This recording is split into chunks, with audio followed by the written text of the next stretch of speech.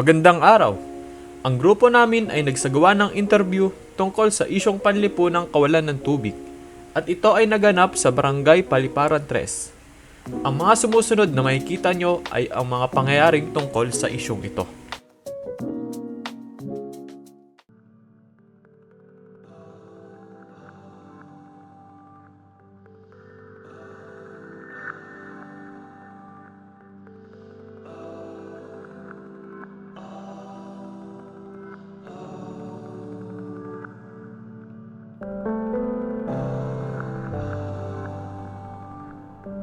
Kailan pa nagsimula ang problema na pinapaharap nyo sa kakulungan ng tubig? Sa pagkakatanda ko noong Mayo nagsimula o kaya mga Abril pa siya nagsimula. Sa umpisa, medyo mahina siya, ganyan, humihina siya pero may tulo pa naman ng tubig. Kasi itong bahay namin, 3 palapag siya. Sa pangalawang palapag, hindi na umabot dun yung tubig. Tapos hanggang sa unang palapag na lang. Nung sa mga sumunod na araw, siguro umabot na ng Hunyo, ganun. Humihina na talaga yung tubig. Yung mga taga malayo sa lugar namin, nakakaranas na ng kawalan talaga ng tubig. Dito na lang sa amin, merong tulo talaga. Hanggang umabot ng Hulyo o kaya Agosto na doon nagsimula. Wala talagang tubig. May oras lang siya na siguro alas 11 ng umaga hanggang alas 2 ng hapon. Yan.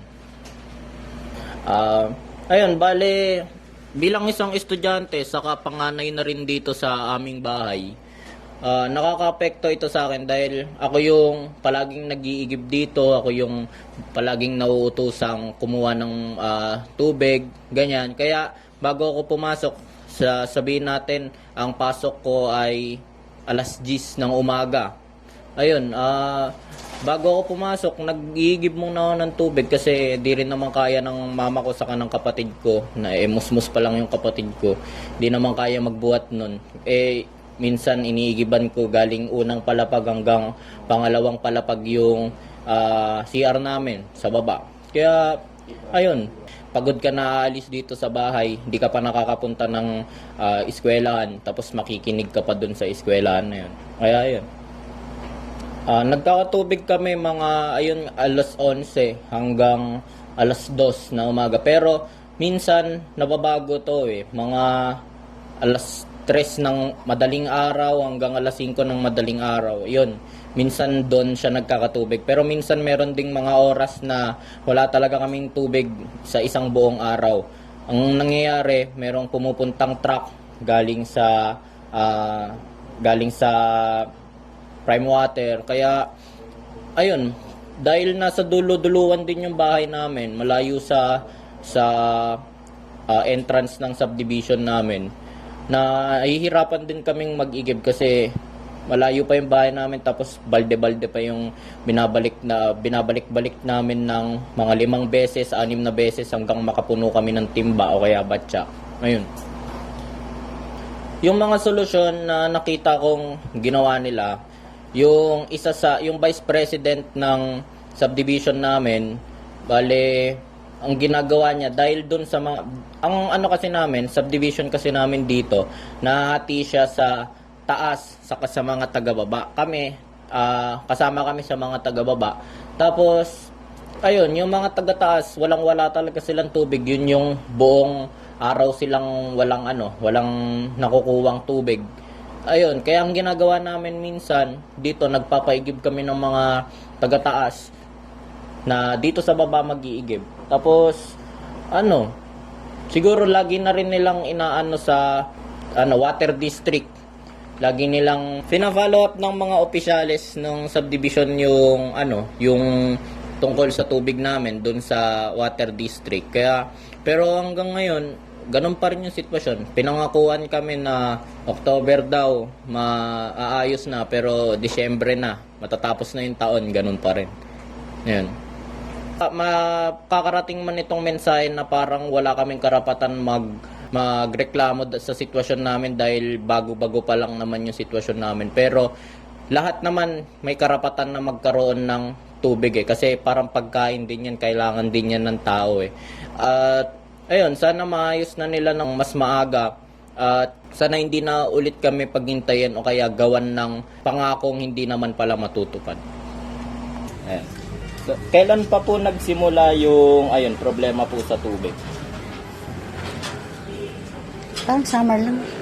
Ba? Mga May yun ba? Hindi lang ang pagkakalam. Parang summer yun. Hindi ko lang masyadong matandaan. Bago-bago, di ba? Mm.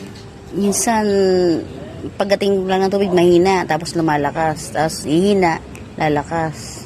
Tsaka may oras siya, di ba? Mm. Pero dati, paputol-putol. Di natin alam kung kailan mawawala. Dadating, mawawala. Dadating, ganun yung stepa.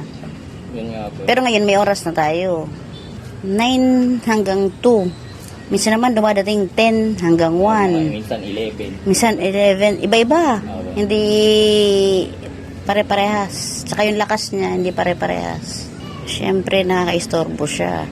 Kasi dati, nung dire-diretso yung tubig, pag uwi ko sa gabi, galing sa tindahan, nakakapagpaikot ako ng washing. So, ang mangyayari, na-stuck yung trabaho ko. Kinabukasan, kung kailan siya magkakatubig, saka pa lang ako makakapaglaba.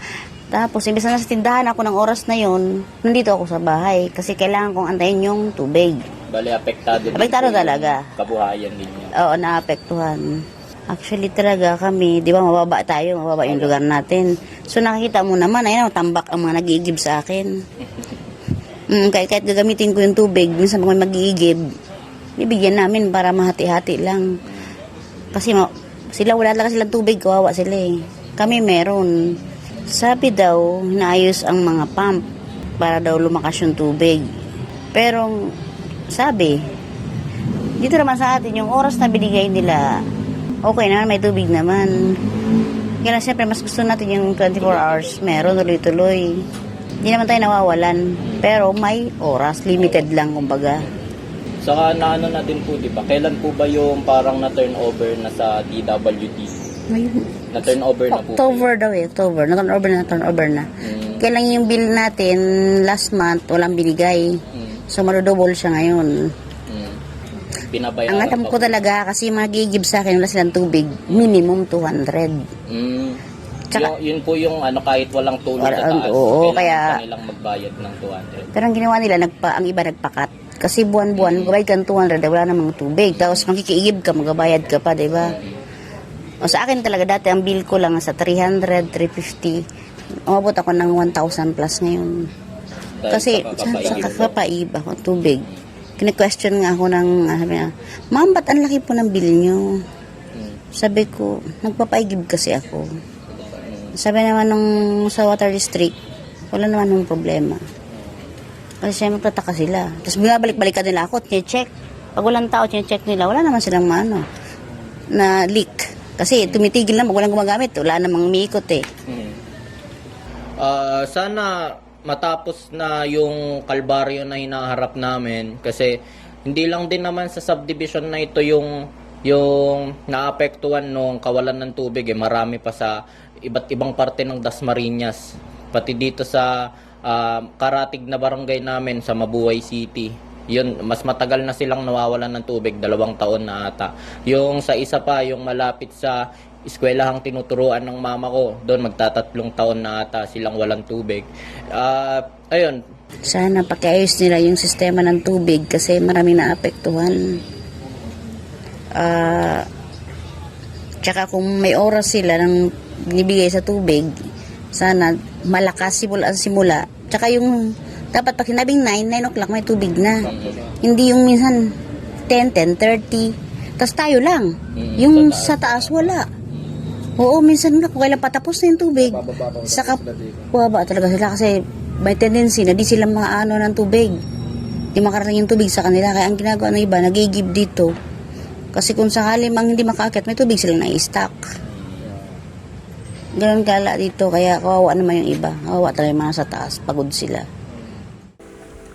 Tulad ng ating nakita, hindi may kakaila na sadyang napakahalaga ng tubig sa ating pang-araw-araw na pamumuhay. Ang perwisyong dulot ng kawalan nito ay isang mabigat na pasanin, hindi lamang dito sa Barangay Paliparan 3, kundi maging sa mga karatig komunidad. Hamunin natin ang ating mga lider at ahensya ng gobyerno. aksyonan ng ugat ng problema at tiyaking may sapat na supply para sa lahat. At sa ating mga manonood, maging mapagmatsyag at patuloy na iparating ang inyong mga karanasan upang marinig ng mga nasa pwesto. Tandaan, sa usapang tubig, bawat patak ay mahalaga at bawat boses ay dapat pakinggan.